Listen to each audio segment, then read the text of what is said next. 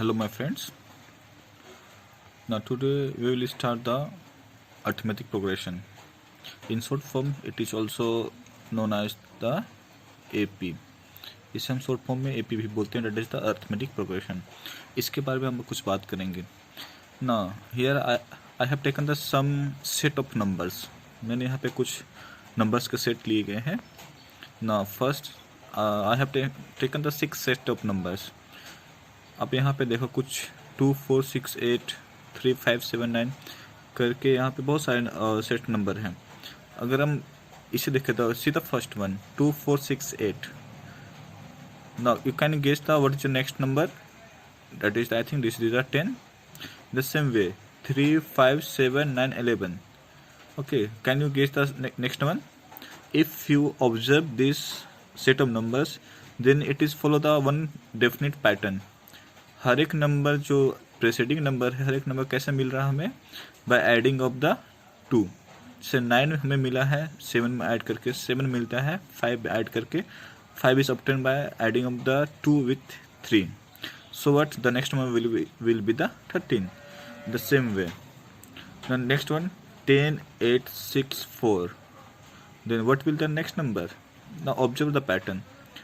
10, 8 means when we subtract -2 we get the 8.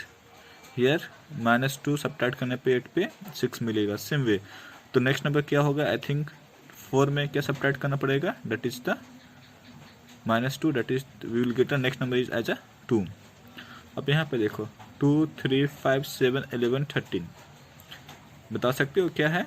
This is the set of the prime numbers. ये सारे क्या हैं? Prime numbers है. 13 के पास नेक्स्ट प्राइम नंबर क्या होगा? 17. हियर 5, 5, 5, 5 ये हो गया. नेक्स्ट नंबर भी क्या होगा? 5. क्यों? तो हर एक 0, 0, 0, 0 ऐड करके हमें हर एक नंबर में क्या किया गया है? 0 ऐड किया गया है. इस प्रकार से एक पैटर्न फॉलो किया गया है. Next one 2, 8. Now see here +6 +2 +9. अगर आप लोग देखोगे यहाँ पे तो आपको मालूम चलेगा यहाँ पे कोई भी पैटर्न नहीं है इस सेट ऑफ नंबर्स के लिए. इसलिए जो नेक्स्ट नंबर होगा हम लोग इसे गेस नहीं कर पाएंगे कि नेक्स्ट क्या होगा. तो अब देखते हैं किस किस में पैटर्न है. 1 में पैटर्न है, ओके. 2 में बिल्कुल है, 3 में भी है, इसमें भी है, प्राइम नंबर्स का सेट है, इसमें भी है, पर इसमें कोई पैटर्न नहीं है 6 नंबर पे. तो आपको क्या पता है कि इस टाइप के नंबर्स को क्या बोला जाता है? दिस टाइप जब सेट ऑफ नंबर्स कोई डेफिनेट पैटर्न या ऑर्डर फॉलो करते हैं तो उसे बोला जाता है क्या? सीक्वेंस. तो सीक्वेंस को कैसे डिफाइन करेंगे? How to define the sequence? Sequence is the set of numbers which follows a definite order और पैटर्न. मतलब सीक्वेंस वैसे सेट ऑफ नंबर्स होते हैं जो किसी पार्टिकुलर ऑर्डर या पैटर्न को फॉलो करते हैं. जैसे कि 1, 2, 3, 4, 5 तो हो गया हमारा. The same way there are 2 types of the sequence. First is the finite, second is the infinite. Now look here, हमने यहाँ पे all are the infinite sequence. अगर फर्स्ट एग्जांपल पे हमने लास्ट अगर एंड कर देते हैं 100 पे, 100 के बाद कोई और नंबर्स नहीं है तो हम बोल देंगे कि this become the finite set. Okay, finite sequence. ठीक है. अब नेक्स्ट, अब मैं एक एग्जांपल इसे में लेता हूँ, कुछ यहाँ पे बताता हूँ ना. किसी भी सीक्वेंस के जो हर एक नंबर्स होते हैं these are called the terms. क्या कहलाएंगे? These are called the term. ना first number is called the first term, second number is called the second term, third term, fourth term and go on till infinite. Okay, now come to the next one. अब आते हैं हमारे arithmetic progression पे. now what is arithmetic progression here? actually arithmetic progression is nothing but it is also the set of numbers. क्या होता है? ये भी एक है सेट ऑफ नंबर्स. जैसे सीक्वेंस था सेट ऑफ नंबर्स, उसी प्रकार अर्थमेटिक भी सेट ऑफ नंबर्स होता है. But what is the difference between the sequence and arithmetic progression? Yeah, there is a difference. Now, how to define the arithmetic progression?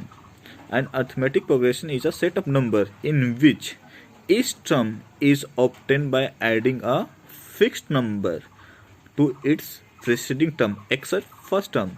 So क्या समझ में आया कि it is a set of numbers.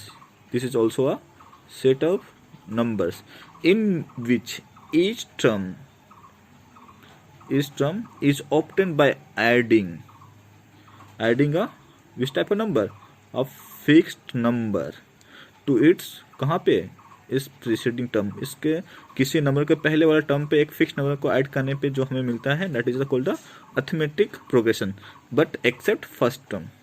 इसको example समझते हैं कि कैसे. अब देखते हैं यहाँ पे ना, इसमें से पैटर्न सबको समझ में आ गया था ना. हियर क्या ऐड किया था, +2 here is the +2, next we get the +2. Now in इस term there is the fix number is added 2. अगर मैं इसको 4 के बारे में बात करूँ, 4 का प्रीसीडिंग टर्म क्या होगा, 2 is the preceding term.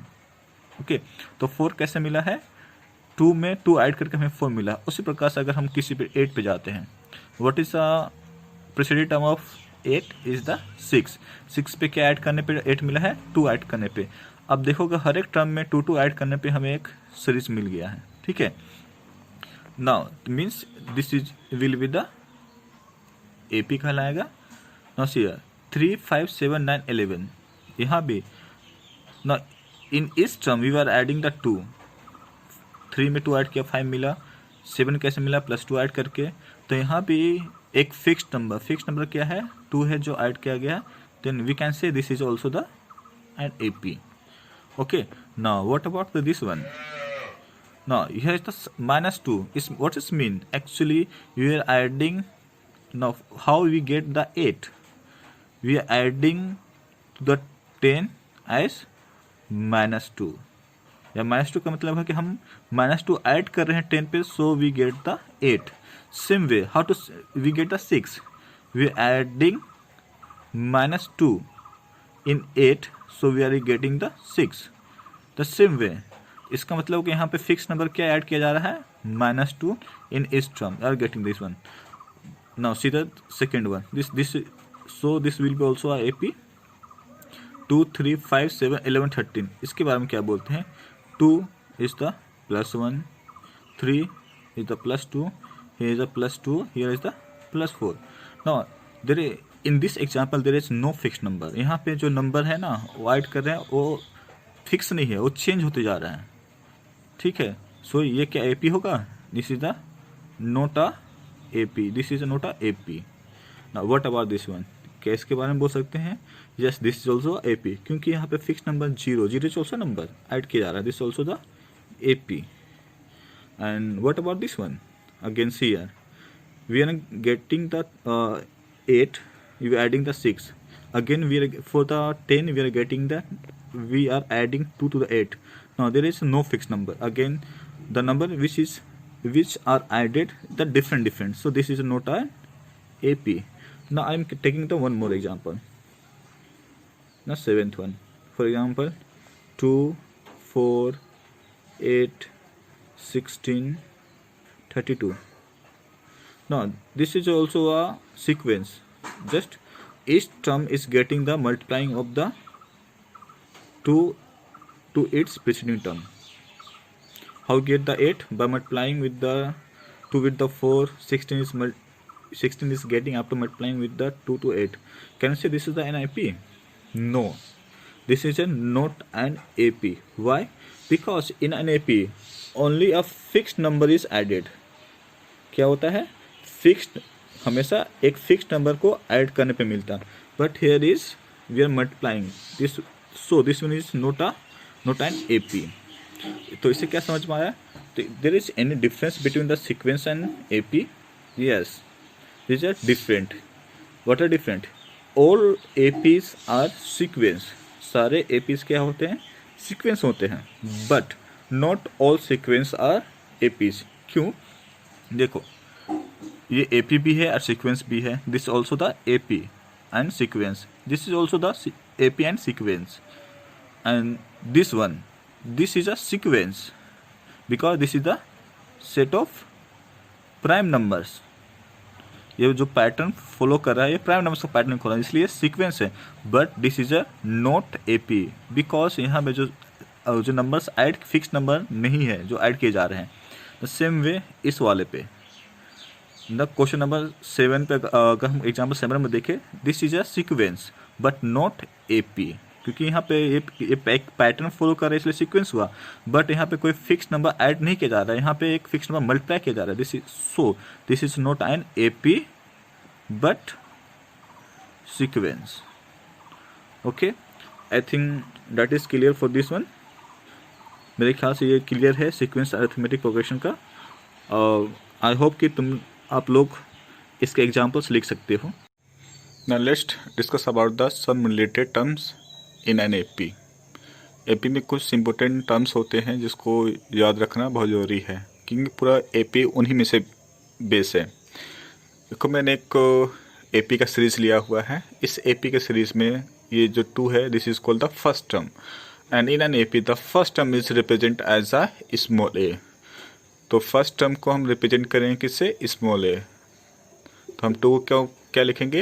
A represent the first term and first term of AP is the 2 in this series sequence. Okay, now next, ना एपी में क्या होता है? फिक्स टर्म ऐड किए जाते हैं। तो यहाँ पे फिक्स टर्म क्या है? हर एक term 5, how to get the 5 by adding of 3 to its preceding term, how to get the 8 by adding of 3 to its preceding term. Okay, so now 3 is becomes the our fixed number. So fixed number है that is the denoted by the small d, and the same fixed number is called as the common difference. तो AP में हम लोग इसे common difference के नाम से जानेंगे।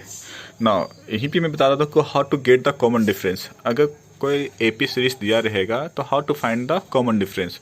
common difference हमेशा क्या होता है? हमेशा पेयर में लिया आता है।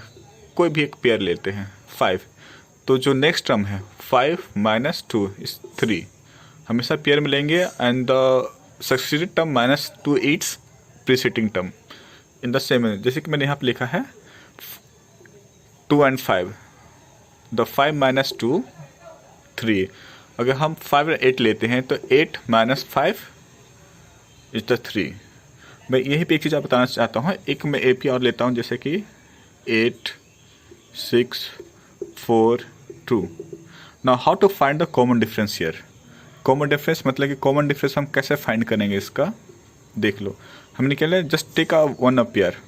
Now here is the first term second term. हमेशा क्या होगा? हम इस पेयर में देंगे तो 6 the second term minus first term, क्या आंसर आएगा? -2। अगेन हियर अगर हम 6 4 लेते हैं तो क्या लेंगे? 4 माइनस 6 माइनस 2।